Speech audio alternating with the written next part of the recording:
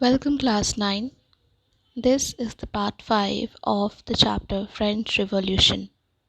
In this part of the video we are going to learn about triangular slave trade, abolition of slavery, revolution and everyday life, and the rise of Napoleon.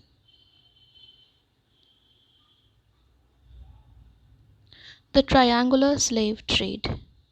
One of the most revolutionary reforms of the Jacobin government was the abolition of slavery in French colonies.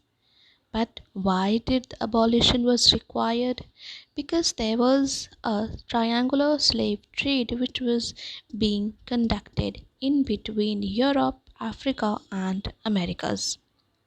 The colonies in the Caribbean, Martinique, Guadeloupe, and San Domingo were important suppliers of commodities such as tobacco, indigo, sugar, and coffee. The reluctance of Europeans to go and work in distant and unfamiliar lands meant a shortage of labor on the plantations.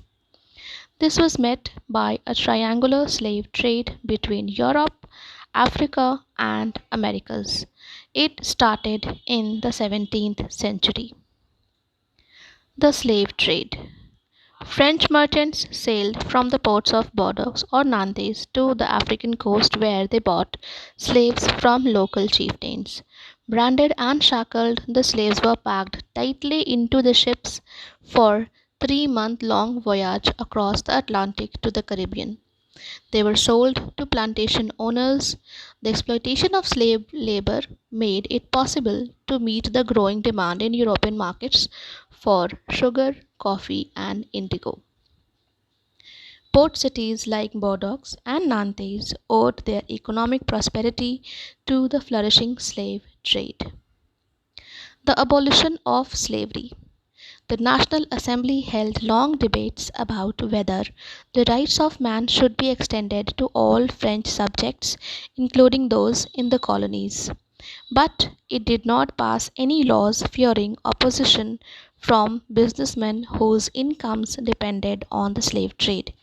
It was finally convention which in 1794 legislated to free all slaves in the French possessions. However, 10 years later, Napoleon reintroduced slavery. Plantation owners understood that their freedom as including the right to enslave African Negroes in pursuit of their economic interests. Slavery was finally abolished in French colonies in the year 1848. The Revolution and everyday life. One important law that came into effect soon after the storming of the Bastille in the summer of 1789 was the abolition of censorship. The Declaration of the Rights of Man and Citizen proclaimed freedom of speech and expression to be a natural right.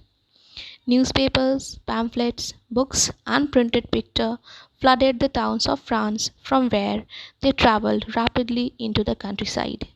They all described and discussed the events and changes taking place in France.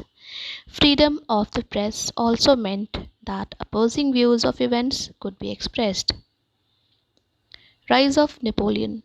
In 1804, Napoleon Bonaparte crowned himself as Emperor of France. He saw his role as a modernizer of Europe.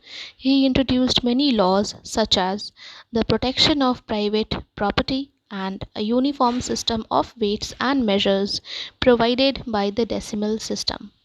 Initially, many saw Napoleon as a liberator who would bring freedom for the people, but soon the Napoleonic armies came to be viewed everywhere as an invading force. He was finally defeated at Waterloo in the year 1815.